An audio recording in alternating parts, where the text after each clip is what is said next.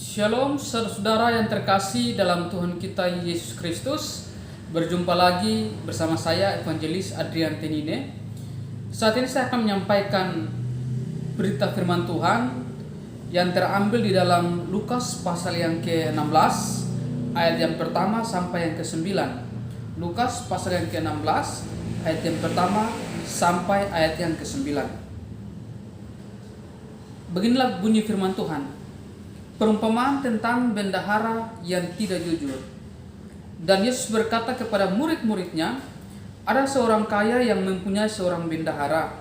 Kepadanya disampaikan tuduhan bahwa bendahara itu menghamburkan miliknya. Lalu ia memanggil bendahara itu dan berkata kepadanya, apakah yang kudengar tentang engkau? Berilah pertanggungjawab atas urusanmu, sebab engkau tidak boleh lagi bekerja sebagai bendahara. Kata bendahara itu di dalam hatinya, apakah yang harus kuperbuat? Tuanku memecat aku daripada jabatanku sebagai bendahara. Mencangkul aku tidak dapat, mengemis aku malu. Aku tahu bahwa apa yang aku perbuat, supaya apabila aku dipecat dari jabatanku sebagai bendahara, ada orang yang menampung aku di rumah mereka. Lalu ia memanggil seorang demi seorang yang berhutang kepadanya, kepada tuannya. Katanya kepada yang pertama, berapakah hutangmu kepada tuanku? Jawab orang itu, 100 tempayan minyak. Lalu katanya kepada orang itu, inilah surat hutangmu. Duduklah dan buat surat hutang lain sekarang juga, 50 tempayan. Kemudian ia berkata kepada yang kedua, dan berapakah hutangmu? Jawab orang itu, 100 pikul gandum. Katanya kepada orang itu, inilah surat hutangmu. Buatlah hutang lain, 80 pikul. Lalu Tuhan itu memuji bendahara yang tidak jujur itu, karena ia telah bertindak dengan cerdik. Sebab anak-anak dunia ini lebih cerdik terhadap sesamanya daripada anak-anak terang. Dan aku berkata kepadamu, ikatlah persahabatan dengan mempergunakan mamon yang tidak jujur, supaya jika mamon itu tidak dapat menolong lagi, kamu diterima di dalam kemah abadi. Saudara yang terkasih, judul renungan singkat yang saya sampaikan adalah bendahara yang tidak jujur tetapi cerdik. Bendahara yang tidak jujur tetapi cerdik. Saudara-saudara yang terkasih, kisah yang tadi saya baca merupakan perumpamaan yang Tuhan Yesus sampaikan ketika Tuhan Yesus mengajar murid-muridnya. Saudara yang terkasih dalam Tuhan kita Yesus Kristus, di situ Tuhan memberikan perumpamaan tentang seorang bendahara yang tidak jujur. Nah, saudara yang terkasih, mengapa dia disebut sebagai bendahara yang tidak jujur? Dalam perumpamaan ini kita melihat ada beberapa hal yang bendahara ini lakukan sehingga dia dikatakan bendahara yang tidak jujur. Yang pertama adalah dia menghamburkan milik tuannya. Dari bahasa yang keren di saat ini adalah dia korupsi. Yang bukan menjadi miliknya itu dia ambil.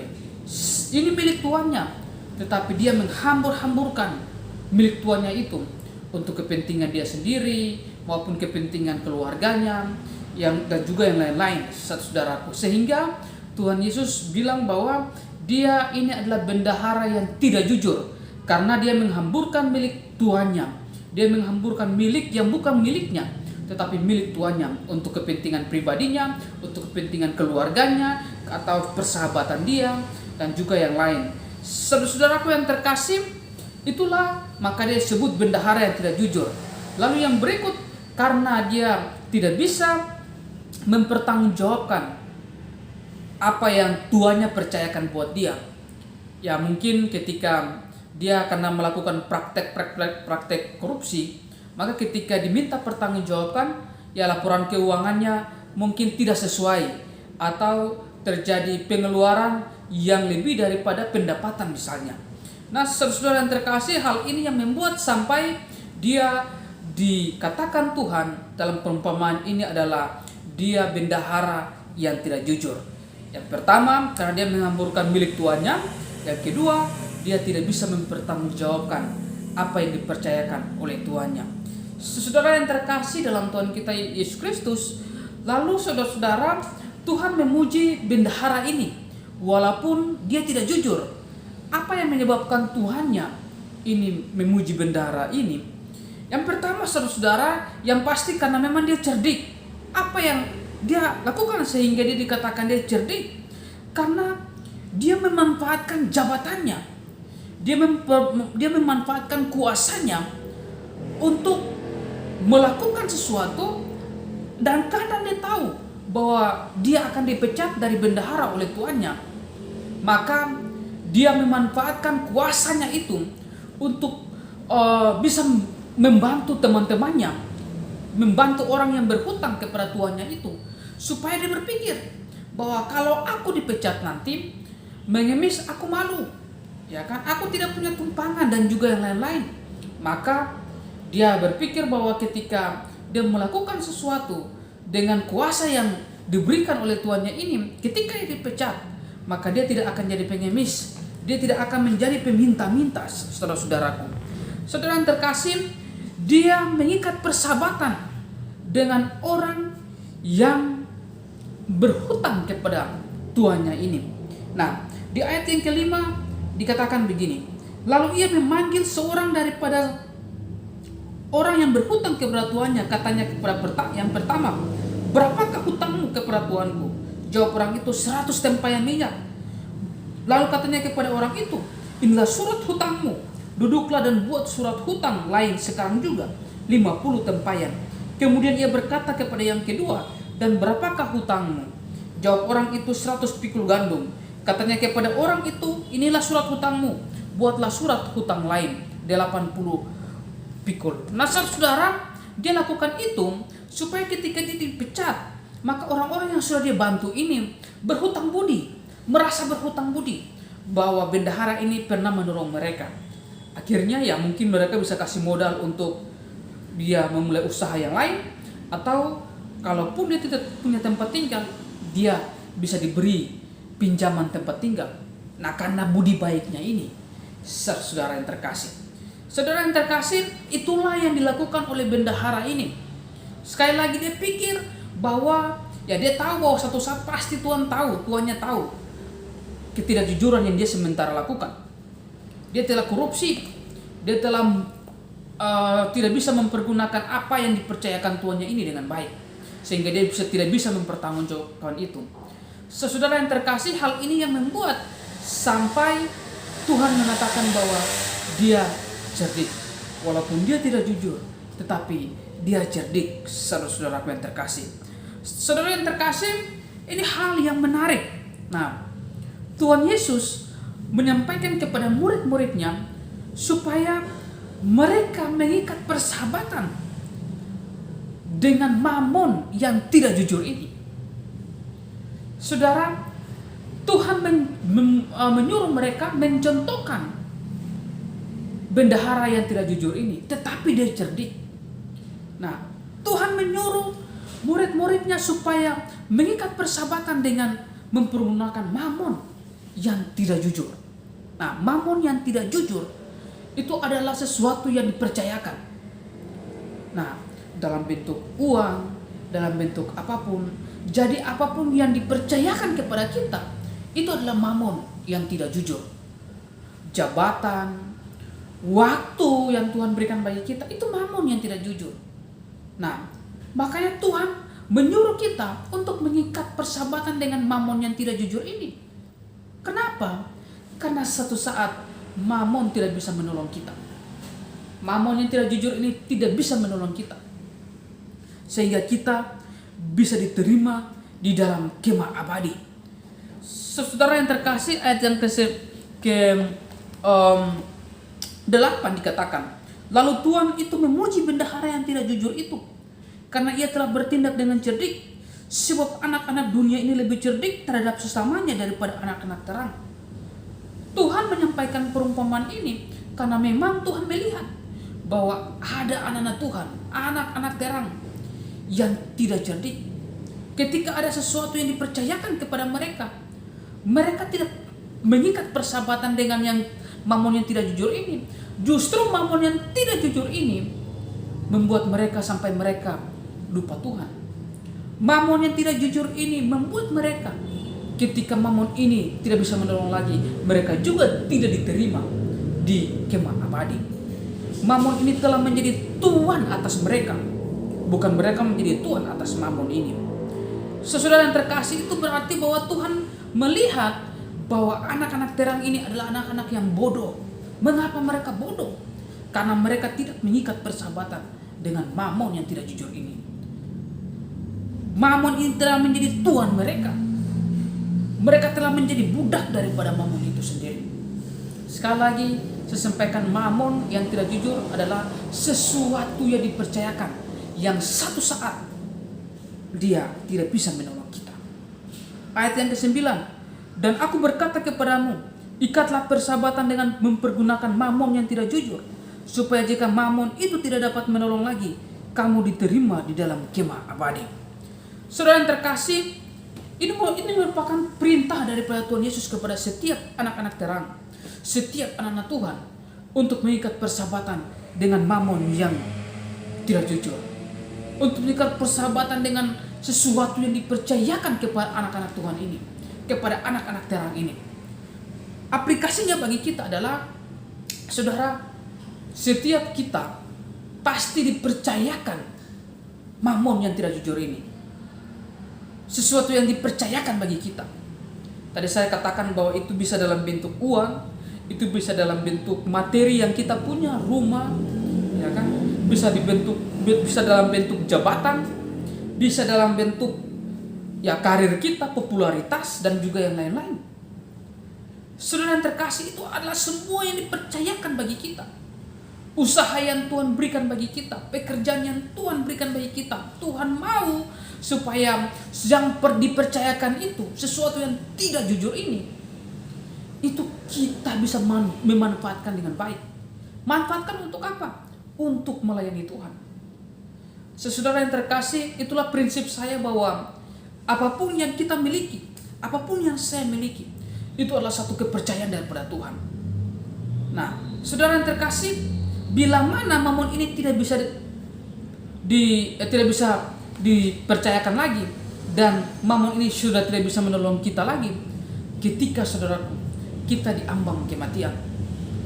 Saudara, orang yang punya uang banyak, orang yang punya materi yang banyak, ketika dia diambang kematian, uang dan materi tidak bisa membantu dia, jabatan tidak bisa menolong dia, orang-orang dekat yang dia andalkan tidak bisa menolong dia. Itulah makanya Tuhan bilang bahwa pada waktunya nanti, mamon yang tidak jujur ini lagi tidak dapat menolong. Saudara yang terkasih, ini sesuatu yang sangat serius, saudara-saudara. Mengingat manusia di akhir zaman cenderung menduakan Tuhan, bahkan bernomor sekiankan Tuhan. Dia lebih mengikatkan dirinya dengan uang, dengan materi, dengan jabatan, dengan orang-orang yang dia merasa bahwa orang-orang ini dapat menolong dia. Saudara yang terkasih, itu semua ada batasnya. Itu semua tidak bisa menolong kita ketika kita diambang kematian. Saudara yang terkasih, kadang-kala orang berpikir bahwa wah, dia masih kuat, dia masih muda, dia masih bisa memperbaiki hidupnya. Padahal dia tidak sadar, manusia tidak sadar bahwa Tuhan bisa memanggilnya kapan saja. Saudara yang terkasih, pelajaran tentang bendahara yang tidak jujur ini mengajari kita bahwa apa yang dipercayakan kepada kita, kita harus memanfaatkannya. Memanfaatkan untuk apa? Untuk melayani Tuhan, untuk berbakti kepada Tuhan, untuk memberitakan Injil. Supaya ketika kita diambang kematian, semuanya tidak bisa menolong kita lagi. Harta yang kita punya tidak bisa menolong kita lagi. Jabatan yang kita punya tidak bisa menolong kita lagi. Maka kita bisa diterima di kemah abadi. Saudara yang terkasih, ayat 9 saya baca sekali lagi. Dan aku berkata kepadamu, ikatlah persahabatan dengan mempergunakan mamon yang tidak jujur, supaya jika mamon itu tidak dapat menolong lagi, kamu diterima di dalam kemah abadi. Nah, kemah abadi ini seperti surga, tempat kediamannya Allah. Kita bisa diterima di sana apabila kita manfaatkan apa yang sudah dipercayakan kepada Tuhan untuk kepentingan Tuhan. Saudara yang terkasih, Tuhan Yesus memberkati saudara. Saudara, manfaatkanlah apa yang ada yang sementara Tuhan percayakan ini untuk semua kemuliaan untuk kemuliaan nama Tuhan. Untuk melayani Tuhan, apa yang kau punya saat ini jangan berbangga hati. Itu hanya kepercayaan saja. Satu saat itu tidak bisa menolongmu. Saudara, sekali lagi Tuhan Yesus memberkati saudara. Kalau saudara diberkati melalui renungan singkat ini, saudara bisa bagikan kepada orang lain. Dan jangan lupa like, subscribe, supaya terus mengikuti video-video terbaru daripada saya. Tuhan Yesus memberkati saudara. Amin.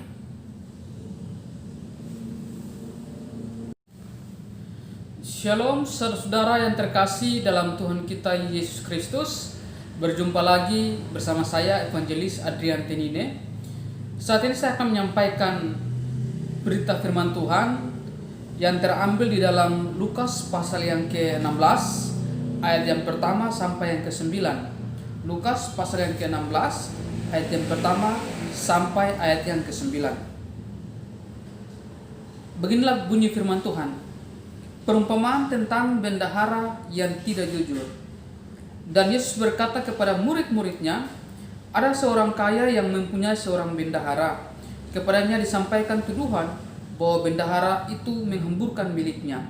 Lalu ia memanggil bendahara itu dan berkata kepadanya, apakah yang kudengar tentang engkau? Berilah pertanggungjawab atas urusanmu, sebab engkau tidak boleh lagi bekerja sebagai bendahara. Kata bendahara itu di dalam hatinya, apakah yang harus kuperbuat? Tuanku memecat aku daripada jabatanku sebagai bendahara. Mencangkul aku tidak dapat, mengemis aku malu. Aku tahu bahwa apa yang aku perbuat, supaya apabila aku dipecat dari jabatanku sebagai bendahara, ada orang yang menampung aku di rumah mereka.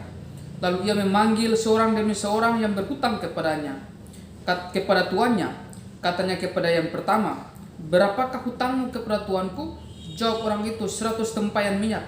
Lalu katanya kepada orang itu, inilah surat hutangmu. Duduklah dan buat surat hutang lain sekarang juga, 50 tempayan. Kemudian ia berkata kepada yang kedua, dan berapakah hutangmu? Jawab orang itu, 100 pikul gandum. Katanya kepada orang itu, inilah surat hutangmu, buatlah hutang lain, 80 pikul. Lalu tuan itu memuji bendahara yang tidak jujur itu, karena ia telah bertindak dengan cerdik. Sebab anak-anak dunia ini lebih cerdik terhadap sesamanya daripada anak-anak terang. Dan aku berkata kepadamu, ikatlah persahabatan dengan mempergunakan mamon yang tidak jujur, supaya jika mamon itu tidak dapat menolong lagi, kamu diterima di dalam kemah abadi. Saudara yang terkasih, judul renungan singkat yang saya sampaikan adalah bendahara yang tidak jujur tetapi cerdik. Bendahara yang tidak jujur tetapi cerdik. Saudara-saudara yang terkasih, kisah yang tadi saya baca merupakan perumpamaan yang Tuhan Yesus sampaikan ketika Tuhan Yesus mengajar murid-muridnya. Saudara yang terkasih dalam Tuhan kita Yesus Kristus, di situ Tuhan memberikan perumpamaan tentang seorang bendahara yang tidak jujur. Nah, saudara yang terkasih, mengapa dia disebut sebagai bendahara yang tidak jujur? Dalam perumpamaan ini kita melihat ada beberapa hal yang bendahara ini lakukan sehingga dia dikatakan bendahara yang tidak jujur. Yang pertama adalah dia menghamburkan milik tuannya. Dari bahasa yang keren di saat ini adalah dia korupsi. Yang bukan menjadi miliknya itu dia ambil. Ini milik tuannya, tetapi dia menghambur-hamburkan milik tuannya itu untuk kepentingan dia sendiri maupun kepentingan keluarganya dan juga yang lain-lain, saudaraku. Sehingga Tuhan Yesus bilang bahwa dia ini adalah bendahara yang tidak jujur karena dia menghamburkan milik tuannya. Dia menghamburkan milik yang bukan miliknya tetapi milik tuannya untuk kepentingan pribadinya, untuk kepentingan keluarganya atau persahabatan dia dan juga yang lain.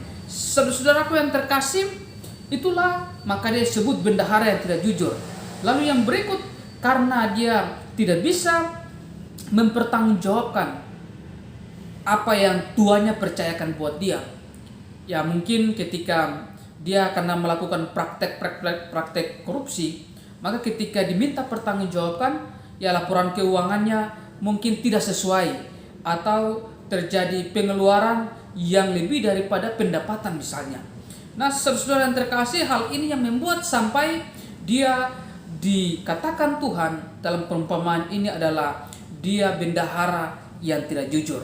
Yang pertama, karena dia menghamburkan milik tuannya. Yang kedua, dia tidak bisa mempertanggungjawabkan apa yang dipercayakan oleh tuannya. Saudara yang terkasih dalam Tuhan kita Yesus Kristus, lalu saudara-saudara, Tuhan memuji bendahara ini walaupun dia tidak jujur. Apa yang menyebabkan Tuhannya ini memuji bendahara ini? Yang pertama, saudara-saudara, yang pasti karena memang dia cerdik.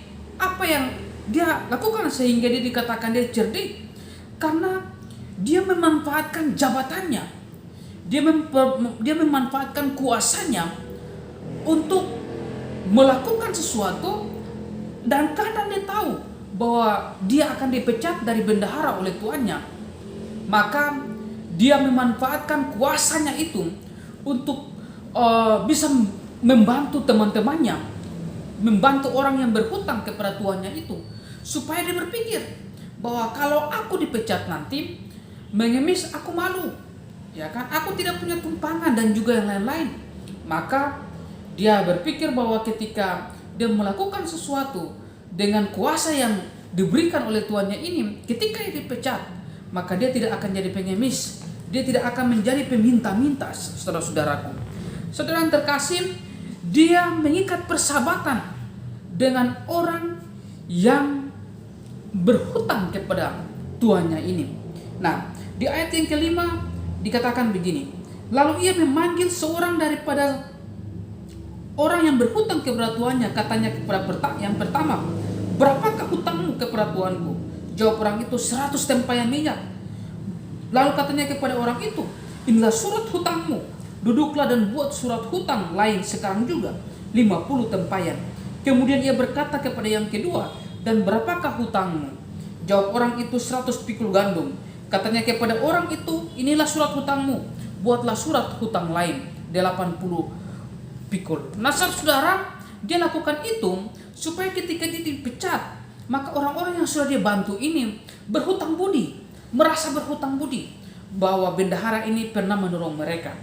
Akhirnya ya mungkin mereka bisa kasih modal untuk dia memulai usaha yang lain, atau kalaupun dia tidak punya tempat tinggal, dia bisa diberi pinjaman tempat tinggal. Nah, karena budi baiknya ini, saudara yang terkasih. Saudara yang terkasih, itulah yang dilakukan oleh bendahara ini.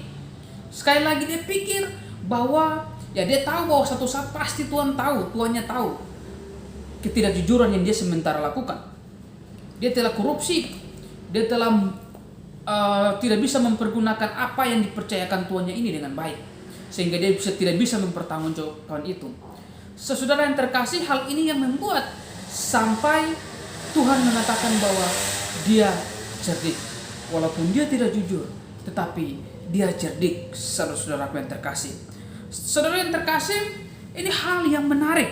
Nah, Tuhan Yesus menyampaikan kepada murid-muridnya supaya mereka mengikat persahabatan dengan Mamon yang tidak jujur ini. Saudara, Tuhan menyuruh mereka mencontohkan bendahara yang tidak jujur ini, tetapi dia cerdik. Nah, Tuhan menyuruh murid-muridnya supaya mengikat persahabatan dengan mempergunakan Mamon yang tidak jujur. Nah, Mamon yang tidak jujur itu adalah sesuatu yang dipercayakan. Nah, dalam bentuk uang, dalam bentuk apapun. Jadi apapun yang dipercayakan kepada kita, itu adalah Mamon yang tidak jujur. Jabatan, waktu yang Tuhan berikan bagi kita, itu Mamon yang tidak jujur. Nah, makanya Tuhan menyuruh kita untuk mengikat persahabatan dengan Mamon yang tidak jujur ini. Kenapa? Karena satu saat Mamon tidak bisa menolong kita. Mamon yang tidak jujur ini tidak bisa menolong kita, sehingga kita bisa diterima di dalam kemah abadi. Saudara yang terkasih, ayat yang ke-8 dikatakan, lalu Tuhan itu memuji bendahara yang tidak jujur itu, karena ia telah bertindak dengan cerdik, Sebab anak-anak dunia ini lebih cerdik terhadap sesamanya daripada anak-anak terang. Tuhan menyampaikan perumpamaan ini karena memang Tuhan melihat bahwa ada anak-anak Tuhan, anak-anak terang yang tidak cerdik. Ketika ada sesuatu yang dipercayakan kepada mereka, mereka tidak mengikat persahabatan dengan yang Mamon yang tidak jujur ini. Justru Mamon yang tidak jujur ini membuat mereka sampai mereka lupa Tuhan. Mamon yang tidak jujur ini membuat mereka, ketika Mamon ini tidak bisa menolong lagi, mereka juga tidak diterima di kemah abadi. Mamon ini telah menjadi tuan atas mereka, bukan mereka menjadi tuan atas Mamon ini. Saudara yang terkasih, itu berarti bahwa Tuhan melihat bahwa anak-anak terang ini adalah anak-anak yang bodoh. Mengapa mereka bodoh? Karena mereka tidak mengikat persahabatan dengan Mamon yang tidak jujur ini. Mamon ini telah menjadi tuan mereka.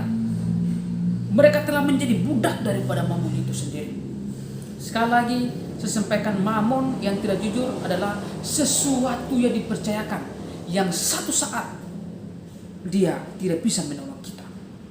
Ayat yang ke-9, dan aku berkata kepadamu, ikatlah persahabatan dengan mempergunakan Mamon yang tidak jujur, supaya jika Mamon itu tidak dapat menolong lagi, kamu diterima di dalam kemah abadi. Saudara yang terkasih, ini merupakan perintah daripada Tuhan Yesus kepada setiap anak-anak terang, setiap anak-anak Tuhan, untuk mengikat persahabatan dengan Mamon yang tidak jujur, untuk mengikat persahabatan dengan sesuatu yang dipercayakan kepada anak-anak Tuhan ini, kepada anak-anak terang ini. Aplikasinya bagi kita adalah, saudara, setiap kita pasti dipercayakan Mamon yang tidak jujur ini, sesuatu yang dipercayakan bagi kita. Tadi saya katakan bahwa itu bisa dalam bentuk uang, itu bisa dalam bentuk materi yang kita punya, rumah, ya kan? Bisa dalam bentuk jabatan, bisa dalam bentuk ya karir kita, popularitas, dan juga yang lain-lain. Saudara yang terkasih, itu adalah semua yang dipercayakan bagi kita. Usaha yang Tuhan berikan bagi kita, pekerjaan yang Tuhan berikan bagi kita. Tuhan mau supaya yang dipercayakan itu, sesuatu yang tidak jujur ini, itu kita bisa memanfaatkan dengan baik. Manfaatkan untuk apa? Untuk melayani Tuhan. Saudara yang terkasih, itulah prinsip saya bahwa apapun yang kita miliki, apapun yang saya miliki, itu adalah satu kepercayaan daripada Tuhan. Nah, saudara yang terkasih, bila mana Mamon ini tidak bisa dipercayakan lagi, dan Mamon ini sudah tidak bisa menolong kita lagi, ketika saudaraku, kita diambang kematian. Saudara, orang yang punya uang banyak, orang yang punya materi yang banyak, ketika dia diambang kematian, uang dan materi tidak bisa membantu dia, jabatan tidak bisa menolong dia, orang-orang dekat yang dia andalkan tidak bisa menolong dia. Itulah makanya Tuhan bilang bahwa pada waktunya nanti, Mamon yang tidak jujur ini lagi tidak dapat menolongmu. Saudara yang terkasih, ini sesuatu yang sangat serius, saudara-saudara. Mengingat manusia di akhir zaman cenderung menduakan Tuhan, bahkan bernomor sekiankan Tuhan. Dia lebih mengikatkan dirinya dengan uang, dengan materi, dengan jabatan, dengan orang-orang yang dia merasa bahwa orang-orang ini dapat menolong dia. Saudara yang terkasih, itu semua ada batasnya. Itu semua tidak bisa menolong kita ketika kita diambang kematian. Saudara yang terkasih, kadang-kala orang berpikir bahwa wah, dia masih kuat, dia masih muda, dia masih bisa memperbaiki hidupnya. Padahal dia tidak sadar, manusia tidak sadar bahwa Tuhan bisa memanggilnya kapan saja. Saudara yang terkasih, pelajaran tentang bendahara yang tidak jujur ini mengajari kita bahwa apa yang dipercayakan kepada kita, kita harus memanfaatkannya. Memanfaatkan untuk apa? Untuk melayani Tuhan, untuk berbakti kepada Tuhan, untuk memberitakan Injil. Supaya ketika kita diambang kematian, semuanya tidak bisa menolong kita lagi. Harta yang kita punya tidak bisa menolong kita lagi. Jabatan yang kita punya tidak bisa menolong kita lagi. Maka kita bisa diterima di kemah abadi. Saudara yang terkasih, ayat 29, ayat 9 saya baca sekali lagi. Dan aku berkata kepadamu, ikatlah persahabatan dengan mempergunakan Mammon yang tidak jujur, supaya jika Mammon itu tidak dapat menolong lagi, kamu diterima di dalam kemah abadi. Nah, kemah abadi ini seperti surga, tempat kediamannya Allah. Kita bisa diterima di sana apabila kita manfaatkan apa yang sudah dipercayakan kepada Tuhan untuk kepentingan Tuhan. Saudara yang terkasih, Tuhan Yesus memberkati saudara. Saudara, manfaatkanlah apa yang ada yang sementara Tuhan percayakan ini untuk semua kemuliaan, untuk kemuliaan nama Tuhan, untuk melayani Tuhan. Apa yang kau punya saat ini jangan berbangga hati. Itu hanya kepercayaan saja. Satu saat itu tidak bisa menolongmu. Saudara, sekali lagi Tuhan Yesus memberkati saudara. Kalau saudara diberkati melalui renungan singkat ini, saudara bisa bagikan kepada orang lain. Dan jangan lupa like, subscribe, supaya terus mengikuti video-video terbaru daripada saya. Tuhan Yesus memberkati saudara. Amin.